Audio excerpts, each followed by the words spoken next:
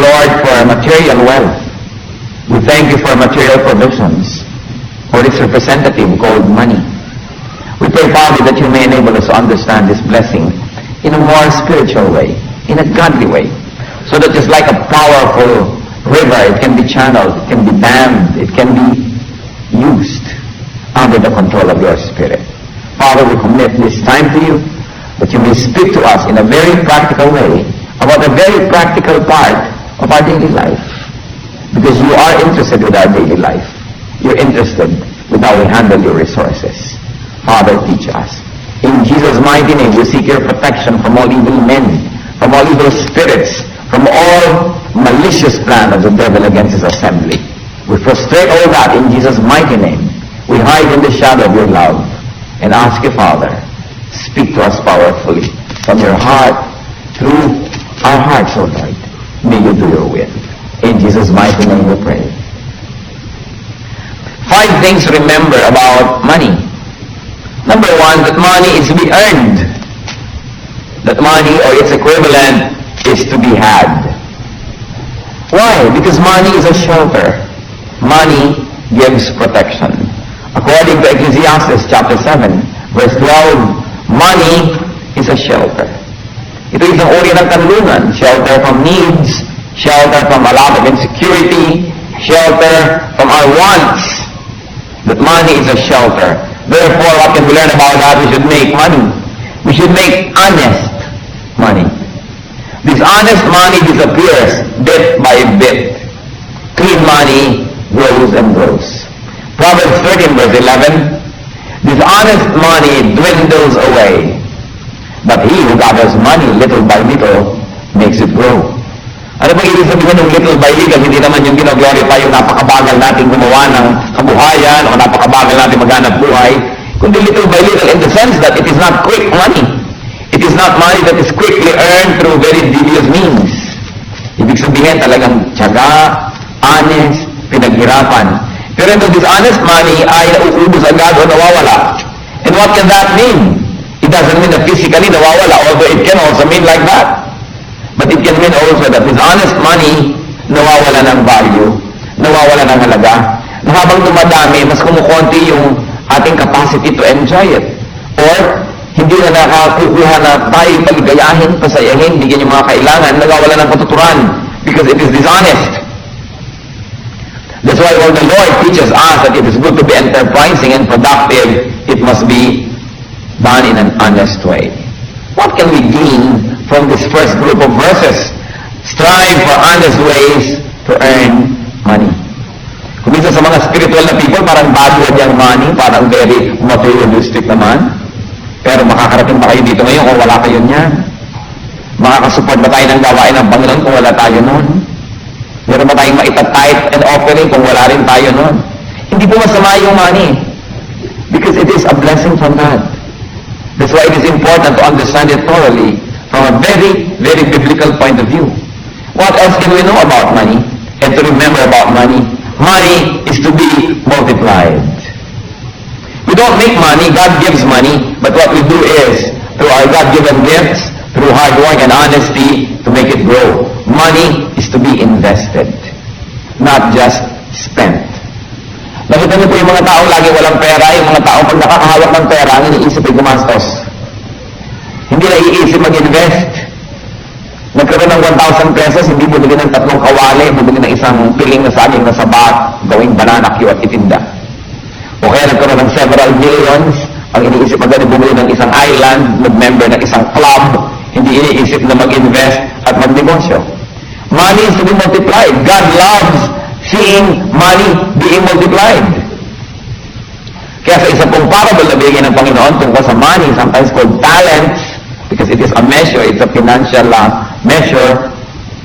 Meron po siya binigyan ng maraming talent, may binigyan ng konti, may binigyan ng maliit lamang, pero inaasahan niya na ayon sa kakayahan at ayon sa ibinigay niya, mapaparami.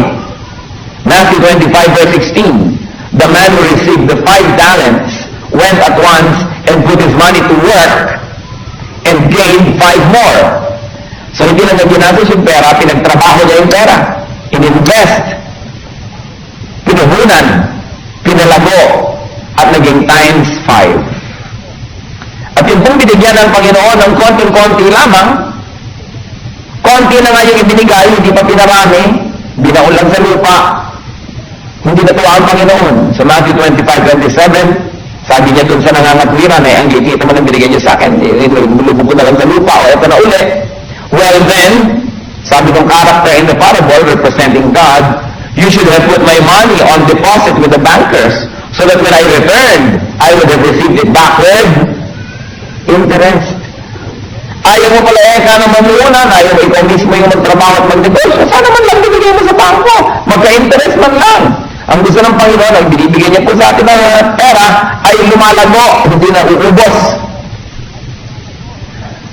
Why? Because the Lord multiplies blessings, and the Lord loves multiplying blessings. And what else should we do? That we should not only make money, but we should make more money than we need. Why? Because surplus money is to be made for sharing.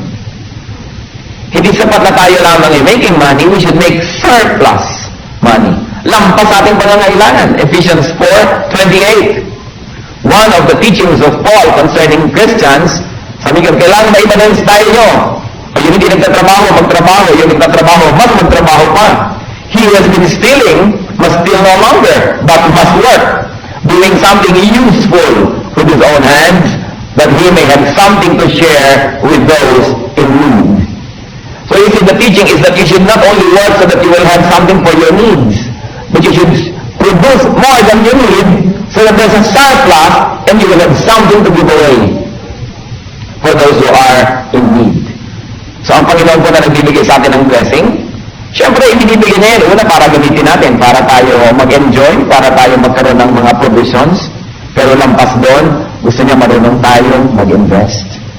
Napaparami natin, at hindi tayo sapat na kumita na. Makikita mo kumisan, bakit ba itong taxi driver na ito nasa ilalim ng puno yung taxi at nakataas ang pado sa bintana at tutulog na? Bakit ka natutulog? Nakaboundary na ako. Tama na sa kanya, nakaboundary. O bakit na magsisini na itong tindera sa palengke? Kinita ko na yung tambayan ko sa pwesto ngayong araw na to. O bakit ito naman ayaw na magtrabaho? Tama na yung kinita niya ngayon. O mag-iinom na tayo, enjoy na natin. Sabi ng Panginoon, kailangan kumita ka na higit sa kailangan mo para pag may nangangailangan, may maibigay ka. Hindi lang yung sapat para sa'yo. It is important. What else do we need to know and remember about money? That money is to be made so that we can offer it to God. The Lord likes to see His blessings going back to Him in the ways of our offerings, our tithes. Gusto niya yun. Isa po yan na pagkilala sa kanya magiging king over our lives. Kaya po major crime yung tax evasion eh. In fact, yung very infamous na criminal sa Amerika, si Al Capone, noong 1920s. Ano po, hindi siya mahuli kasi malinis siyang gumawa ng krimen. So, hinuli na lang siya at nakulong siya dahil sa kaso ng tax evasion. Why? Because it is treachery to the state not to pay your tax. Kaya nga si Lapu-Lapu, nakipaglaban kay Magellan, ayaw niya magbigay ng tribute. Kasi kahit maliit na barya, lang siya magbibigay ng tribute to Magellan, ibibigay sa King of Spain. Ibig sabihin, kinikilala niyang hari niya, yung hari ng Espanya. So, sabi niya, magbibigay. Kaya po yung pagbibigay natin ng tithes ng offering, yan ay pagkilala na ang isang ating hari. That's why we give our tribute. We pay our tax. It's not only for practical use that the church needs those things para mag-finance ang ginagawa ng church ni Lord, kundi it is also our personal gesture of submission to the kingship of God in our lives. Kaya nagbabayad ng buwis. Meron bang kaharian na hindi ka nagbabayad ng buwis? Meron bang mga gobyerno na hindi ka nagbabayad ng buwis? Meron na hindi gobyerno na niningil ng buwis. Di ba? Dadaan ka lang, hihingan ka ng tong, wala magbayad ka sa akin dito dahil teritoryo ko to. Tayo yung Diyos pa, hindi natin bibigyan ng ating buwis. Kaya po kahit itong isang babaeng balo na mahirap, lahat na ng kanyang kakunti-kunti ang pera, although it's not konti to her, it's her everything ibinigay niya, kala niyo ba pinigil ni Lord? Sabi ko, kawawa ka naman, huwag ka na magbigay, kasi mahirap ka naman, yung mayayaman na lang magbigay. It's not like that. Mark 12 verses 41 to 44. Jesus sat down opposite the place where the offerings were being put and watched the crowd putting their money into the temple treasury. And rich people threw in large amounts. Siguro paglaglag ng mga barya lang, bang, bang, bang, bang, ang bibigat ng mga barya. Mga gold and silver. But a poor widow came and put in 2 very small copper coins. Sabi ko ng sound, click.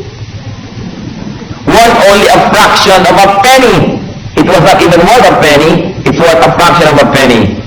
Calling his disciples to him, Jesus said, look at that woman. I tell you the truth. This poor widow has put more into the treasury than all the others. As for the others, they all gave out of their wealth. But she, out of her poverty, put in everything. All she had to live on, she put in the collection. Pinigil ba siya ni Lord, kawawa ka naman, huwag na, be practical. Ang liit-liit na bagay naman, bali, wala rin yan, maliit na halaga. Hayaan mo lang yung mayayaman na mag-donate. Sabi ni Lord, yung babaeng yan ang pinakamalaki binigay. Ang binibilang pala ni Lord, pag nagbibigay tayo, hindi yung amount ng binigay, yung amount ng natira pagkabigay mo. Sabi niya sa kanya, walang natira, she gave the most. Ang nakaka-impress pa lang sa kanya, yung kung ano yung natira, hindi ko ano yung binigay mo lang. Nagbigay nga ng marami, ang dami, lalo naman palang naiwan sa'yo. Sabi ni Lord, hindi naman nakaka-impress yun. So, it should be one of our motivations, brothers and sisters, to make wealth, to make money, so that our needs are met. Hindi tayo pabigat sa iba. Second, sobra yung ating ginagawa na napoproduce para makatulong dun sa mga may sakit, sa mga matatanda, sa mga bata, sa mga talagang hindi kaya tulungan ang sarili nila. At pangatlo, which is really the most sublime, para tayo may mai-offer sa Lord. Because the Lord loves offerings. Punong-puno ng teachings of offerings all over Scripture. Dahil pagkilala yon na sa Kanya nagagaling lahat ng mabubuting bagay, kaya hindi tayo nagkakait na ibalik sa Kanya yung mga portions na yon. Kinikilala natin na tayo ay nagkakaroon lamang at may tinatamasa, meron tayong mga na-enjoy only because of God's grace. Gano'n karami sa atin na merong motivation na I will be productive, I will work hard, I will produce a lot so that I will not only meet my needs, but also I can help others and so that I can also make great, dramatic, grand offerings so that the work of the Lord may advance on earth. It is a good motivation. Something to be understood about money. And yet there's a fourth item that we must all review and remember about money. That money should be enjoyed. Kaya nga inimbento yan para tayo mag-enjoy. O imbis na dala kayo isang sakong kamoting kahoy, papalitan nyo yung binibili yung isang panyo. Hindi ka nadali yung pera, magaan. Diba? Pampa-enjoy, pampaginahawa. Dumadali ang buhay, hindi dala-dala mo isang tambak na paninda at barter ng barter. It must be enjoyed, not only in the handling, but more importantly in what it buys for us. So money should be spent on what truly satisfies. Money should be spent on what is important. Isaiah 55, verse 2. Why spend money on what is not bread, and your labor on what does not satisfy? Listen to me, and eat what is good, and your soul will delight in the richest of fare. So sabi, why spend money on what is not bread? Natatandaan ko po ang lola ko, nanay ng nanay ko, tawag namin Ima. Sa Bulacan, we call her Ima. Natatandaan ko minsan, pero lumapit sa amin sa isang public place at titinda ng chiclet.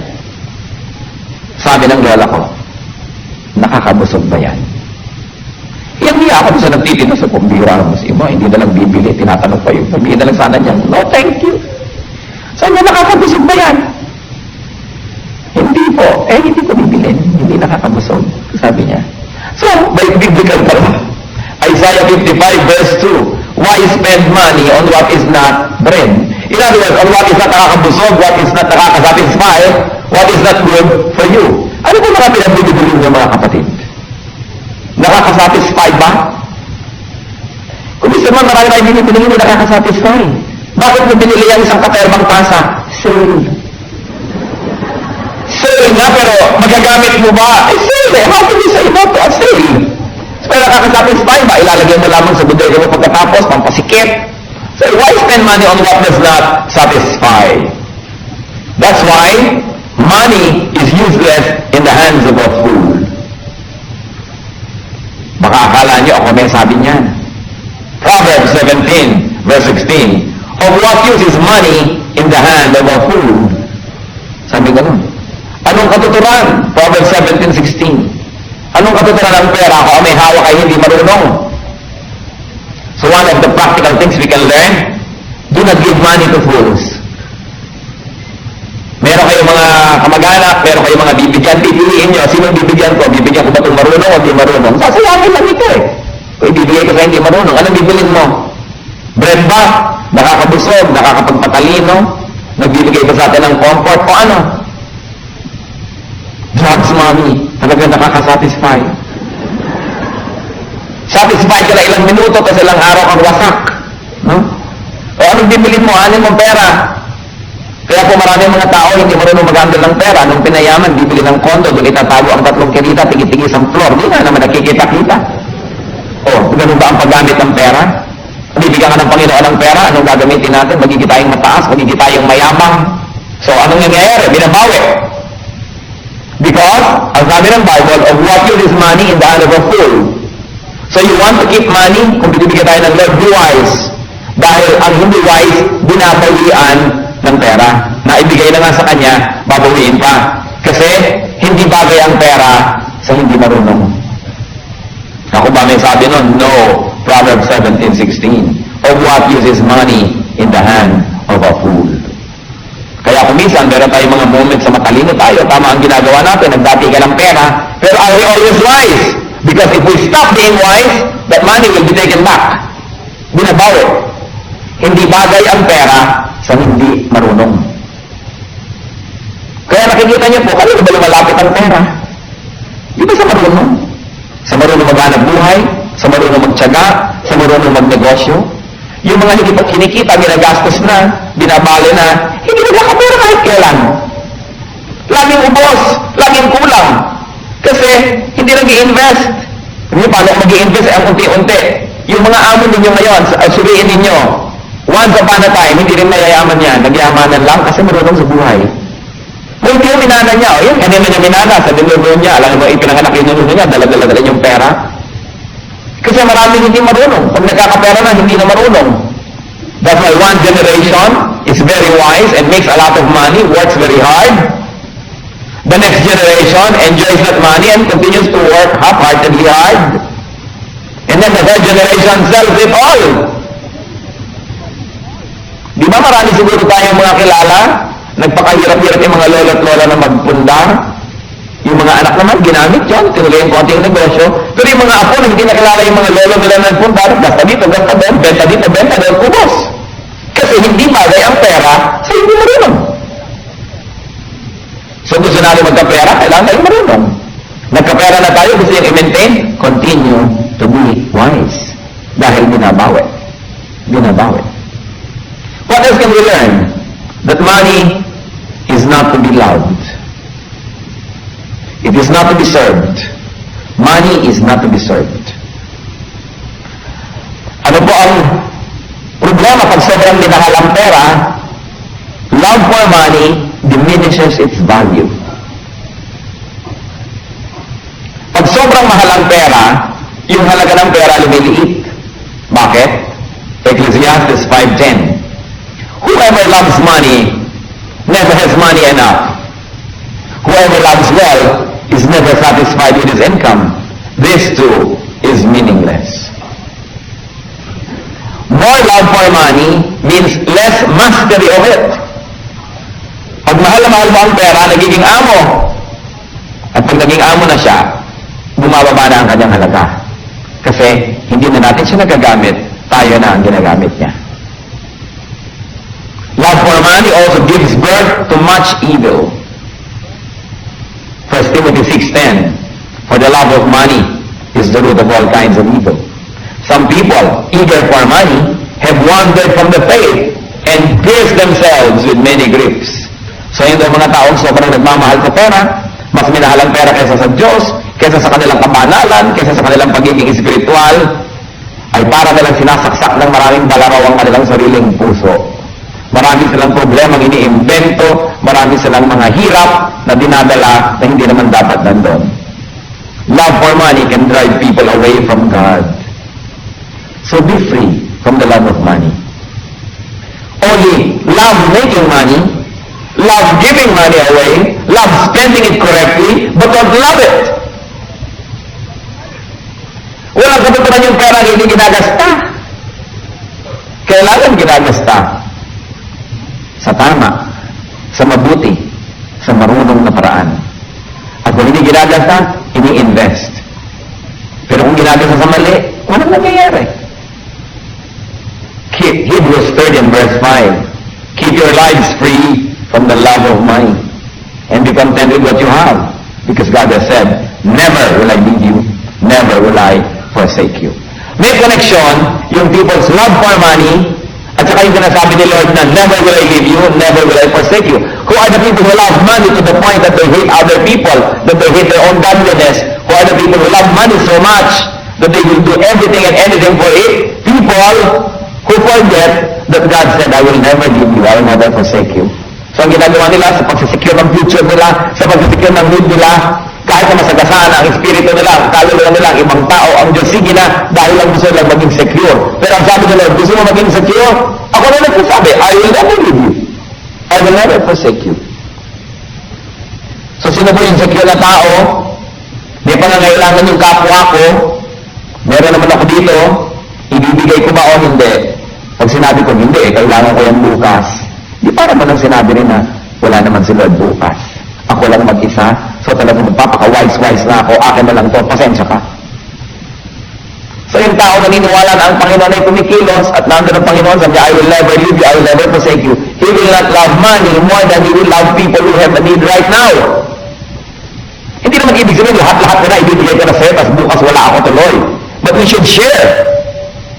Because we believe that if we use money correctly, God will replace it. So huwag kang matakot. Minsan gusto mo mahal-mahal mo yung pera, yung natin gastos sa'yo, baka tayo magigit bukas. Pero kung alam mo na yun ang inuudyok ng Panginoon, yun ang tama, it is a spirit-led. Go, expense, go on. Because sabi ng Lord, I will be there tomorrow. Ang nakakatakot lang po, mga kapatid, ay yung gagawa ka ng bagay na hindi gusto ng Diyos. Kasi hindi niya i-replenish ang support mo, ang funding mo. Wala na tuloy. That's why it is important to always be very prayerful and let God speak to you. Sa inyo pong private finances, sa ating church finances, kung may responsibility kayo, mga company finances, lalo na sa gobyerno kayo, may hawak kayong pondo ng bayan, we should all be very submissive to the righteousness of God. At willing tayong makinig sa kanyang mga babala kung nagkakamali tayo. But don't love money to the point na nagbibingi-bingihan tayo sa pangangailangan ng isang emergency need na nagbubulag-bulagan tayo sa pangangailangan ng ating kapwa kasi gano'n na lang pag-ibig natin doon sa pera. Napaka-importante that we know when to let go. Money is not to be placed above God and above godliness. Matthew 6:24. No one can serve two masters. Either he will hate the one and love the other, or he will be devoted to the one and despise the other. You cannot serve both God and money. Money is to be used in our service to God, but God is not to be used in our service to money. Na wala na tayong ginawa kung humingi sa Diyos, at tapos inaano naman natin yung binibigay sa atin. Sinasamba natin, ini-impok natin na para sambahin ang sambahin yun. Kailangan gamitin. The power of money is in its disbursement. Ang kapangyarihan ng pera ay nasa paggastos. Kaya dapat, kung ginagamit natin yung kapangyarihan natin yun, ginagastos natin sa tama. Sa tamang amount, sa tamang kakalagyan. Because if God is pleased, He will always replenish. Hindi naman nauubusan ng Diyos ang biyaya ko. Ubusan ba yan? Hindi pwede. What we receive is not determined by God's lack of capacity to give, because God is always able. What we receive is determined by our capacity to receive wisely. Kaya maraming nagkakaroon na babawi pa. No one can serve two masters.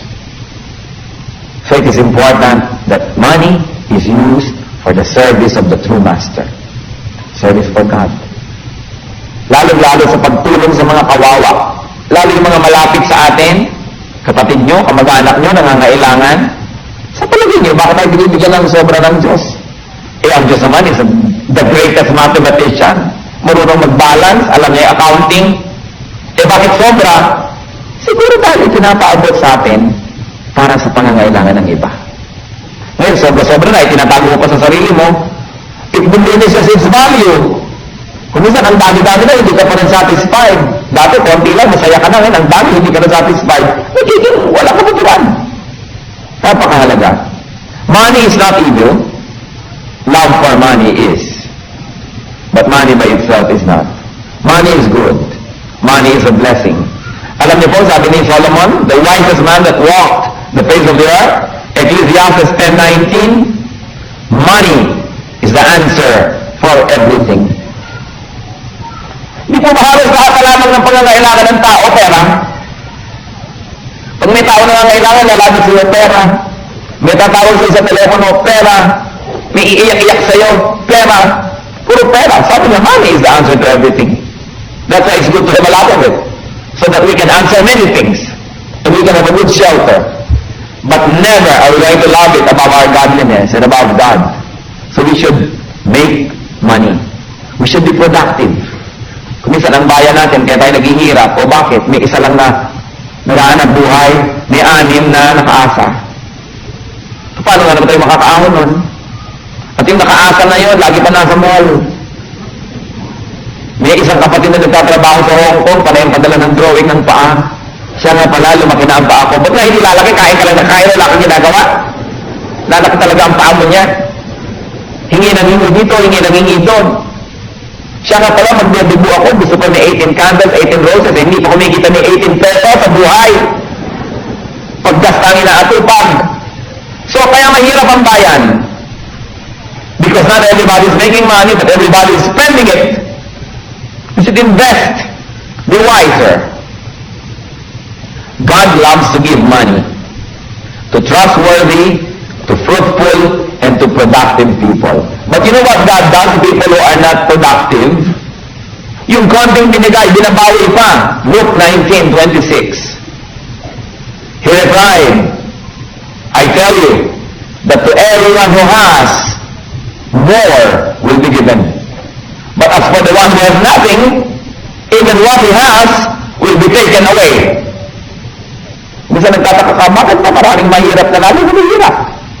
Dapat natin suriin ang ating sarili. Kung minsan kasalanan ng sistema, kasalanan ng ekonomiya, kasalanan ng government, siguro, ng president.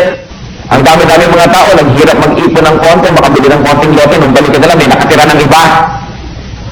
Titira ng 10 taon, libre. Pagkatapos yung papalitin mo, ikaw pa magbabayad. O lilipatin mo mga iba, ibibili mo pa na ibang lote. So ito pala, yun yung mabibless kayo ng Diyos kung gano'n ang pamamaraan, walang matariman. Hindi excuse ako mo mahirap tayo, agawin mo na yun sa iba. Hindi excuse ako mo tayo mahirap, ay magiging tayo magnanakaw. We must be honest. We should work hard. And we should not enjoy what we do not work for or what is not rightfully ours. Kaya pa yung poverty can become a curse. Pabalik-balik na lang, hindi na makaahon sa hirap. Dapat analyzing na, bakit tinuturo ng Biblia tungkol sa pera? Bakit ang dami-daming pera ng Diyos, bakit ang dami-daming tao walang pera?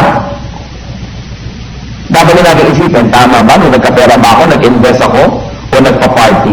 Ipinag-uutang ko lang ba para mag-party? Sa palagay ba natin, matutuwa ang Diyos ang ganon? Para ako kapaghanda, mag-umutang pa ako? May kaisa-isang nagtatrabaho abroad na kamag-anak, wala nang ginawa kundi sulatan ng sulatan, hinga ng hinga, na parang bumubukal ang pera doon sa pinagtatrabahuhan.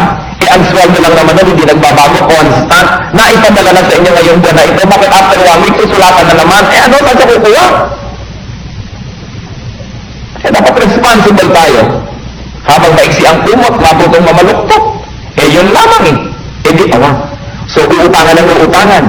Eh, kayo ba ang nalulungkot sa pangungulila niya sa kanyang asawa? Hindi naman kayo kasama sa lungkot, tapos kasama kayo sa gastos.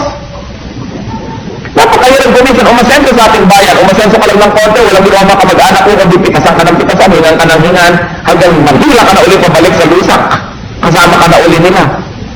It is important to analyze this. May kinalaman ba dyan ang ating spirituality? Meron. Dapat po tayo magsikap. Ang dapat ang tinutulungan, yung may sakit, sobrang bata pa o sobrang matanda na, hindi makapaghanap buhay.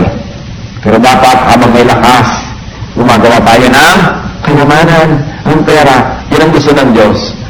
Maraming tao hindi nauunawaan. Akala niyo mahirap ako, so dapat ang Diyos tulungan ako ng tulungan. Alam niyo po yung mga mahirap na kasalanan nila, binabawian pa tulad ng binasa natin sa Luke 19:26. Yung binigyan ni Lord ng konti, kasi konti lang kakayahan niya, di konti lang ang ina-expect ni Lord. Halimbawa, hindi ka ba ina-expect maging bilyonarya ka, pero ina-expect ka man lang, mag-minimum wage ka man lang. Dahil, ano ba ibinibigay sa akin ni Lord? So, kailan mo na kumibigay ng Diyos? Nasaan? Eh, bakit ang kamay niyo ba't tayo ibibigay ng Diyos? Yung karunungan ng isip natin, hindi ba bigay ng Diyos? Yung kakayahan natin na may gawin, kahit man lang mag-ganchilyo ka, o kaya ay magluto ka ng turon, o mag-stock trading ka, o ano man yun, hindi mabigay ng Diyos. May binibigay ang Diyos sa lahat. That's why God is fair. Kung nasasabing God is unfair, may mayaman, may mahirap. Lahat binibigyan ng kakayanan. Pero anong ginagawa natin dyan? We are custodians of these talents that God gives us. God takes even the little money that the lazy, the unenterprising, and the unproductive people have. Kahit konti pa, binabawi pa. So we should make honest money, and we should be wise. Because money is a good shelter. Hindi ko spiritual ka ayaw mo na ng mga bagay na yan. Because money must be multiplied. So that we will be in the mode of giving to others, and especially to the work of the Lord. We should offer money to God. We should also enjoy money. Be wise in spending your money in the right things that will really give genuine satisfaction. And then we should share money. And we should not serve money, but we should make money serve us, especially serve our godly purposes. Kumusta po ang pag-handle natin ng resources natin? Kumusta? Are we making money? We should. Kung may mga panahon na napitigil, nawawalan tayo ng ginagawa, ang dali lang dapat yun. Gagawa na naman tayo. I-invento na naman tayo. Ang dami-dami mga tao, pag binasa niyo ang kasaysayan ng buhay, ang yayaman ngayon, yung pala walang-wala noon. Nagsikap. God promises to bless those that work hard. But you should not only just work hard, you should work smart. Hindi natutuwa ang Diyos sa pagod na hindi matalino ang ginagawa, ang ginagamit ng kanyang pagod. Na pagod na, alikit din naman ang nangyayari sa buhay. Dapat sila ito. Nag-iisip tayo. Ito bang ginagawa ko, makahango ako sa hirap? O hindi. So, palit-palitan ang style. The Lord would like to bless you. And me. The Lord is not selfish. Ang Panginoon hindi mahirap, mayaman siya. Pero natutuwa siya sa mga taong masisipag, marunong, matapat, at bagamat nagiging gumawa ng pera, ay hindi alitin ng pera at hindi mukhang pera. Pero mga tao, ang dami-daming pera, hindi nila alam gamitin. Ipon ng ipon, pag namatay tuloy, ang daming minamana ng mga pamangkin. There was this particular lady in the US. Yung hindi naghigitan ng bahay dahil winter. Ang bahay ito, bilim-bilim, ayaw magbukas ng ilaw. Nung namatay, pagkayaman-yaman pala, so napunta lamang kung saan mga charities yung kanyang pera. Ba't di ginamit?